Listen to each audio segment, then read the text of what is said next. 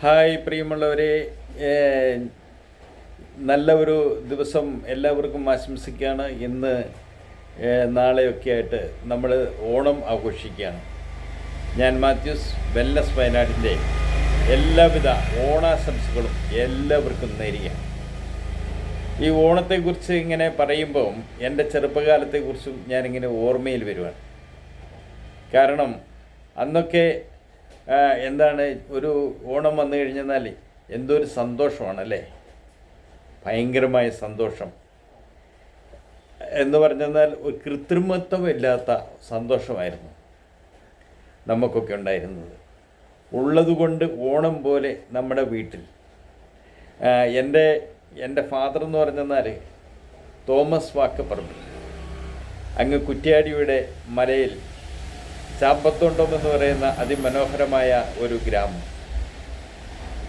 വളരെ സൗന്ദര്യമുള്ള ഒരു ഗ്രാമം. അതിൽ അവർ തിരുവിതാംകൂറിൽ നിന്നും എൻ്റെ ഫാദറിന് 5-6 വയസ്സുള്ളപ്പം അവരുടെ ചാച്ചൻ വല്യപ്പൻ, ഞങ്ങളുടെ വല്യപ്പൻ കുടിയേറി വന്നു. അങ്ങനെ അതൊരു വലിയൊരു കഥയാണ്, അതിവിടെ വിവരിക്കുന്നില്ല. എങ്കിലും ആ ഒരു കാലഘട്ടത്തെ ഓർമ്മകളൊക്കെ ഇങ്ങനെ എൻ്റെ മനസ്സിലൂടെ കടന്നു പോകുമ്പോൾ ഈ യൂട്യൂബ് ചാനൽ വഴി പറയാൻ വേണ്ടി ആഗ്രഹിക്കാം. കാരണം അത് പറയണമല്ലോ.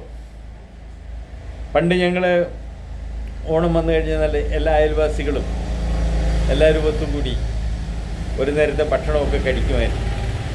ഇന്നിപ്പോൾ നമുക്കായിരുന്നു അതൊക്കെ വളരെയധികം പരിമിതപ്പെടുത്തി.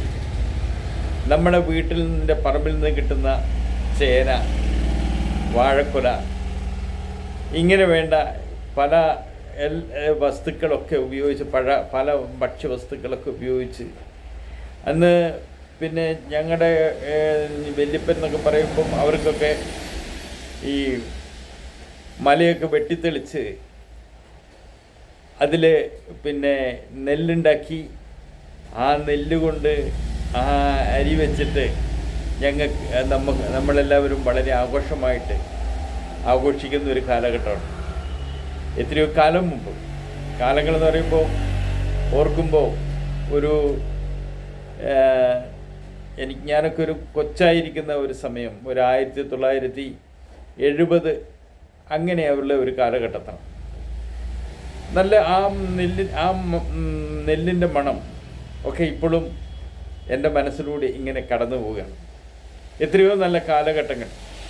ഫാദർ എന്ന് പറയുമ്പോൾ ആളൊരു ഭയങ്കര ബുദ്ധിജീവിയാണ്. ബുദ്ധിജീവി എന്ന് പറയുമ്പോൾ അദ്ദേഹത്തിന് അറിയത്തില്ലാത്ത ജോലികളൊന്നുമില്ല.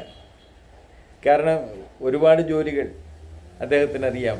എന്തൊക്കെയെന്ന് ഞാൻ പറഞ്ഞു കഴിഞ്ഞാൽ നിങ്ങൾ തന്നെ അന്തം വിട്ടു പോകും. ഇന്നിപ്പോൾ നമുക്ക് ഓരോ ജോലി അറിയാവുന്ന ആൾക്കാർക്ക് തന്നെ ഓരോ ജോലി അറിയുമ്പോഴേക്കും മടുപ്പാണ്. പക്ഷെ അന്ന് ജീവിക്കണമെങ്കിൽ ഒരുപാട് ജോലികൾ എൻ്റെ ഫാദറിനറിയാമല്ലോ. അതായത് അദ്ദേഹത്തിന് കയ്യാലപ്പണി, അതായത് നമ്മൾ പുള്ളുണ്ടാക്കുക എന്ന് പറയുന്ന പണി അറിയാം. പിന്നെ വീടിൻ്റെ പണികൾ ഇല്ലേ, അതായത് ഭിത്തി കെട്ടുക, അതിനേക്കാൾ ഉപരി കരിങ്കല്ലിൻ്റെ പണി, കല്ല് മുറിക്കുന്ന പണി, കല്ല് പിന്നെ പൊട്ടിക്കുന്ന പണി, അതിങ്ങനെ തമിരടിച്ച്, തമിരെന്ന് പറഞ്ഞാൽ ഇരുമ്പ് കൊണ്ട് അതിൻ്റെ മുകളിൽ ചുറ്റിയ കൊണ്ടടിച്ച് തുളയുണ്ടാക്കി അതിനെ വെടിമരുന്നിട്ട് ഉണ്ടാക്കി അത് പിന്നെ ഉണ്ടാക്കുന്ന സമയം.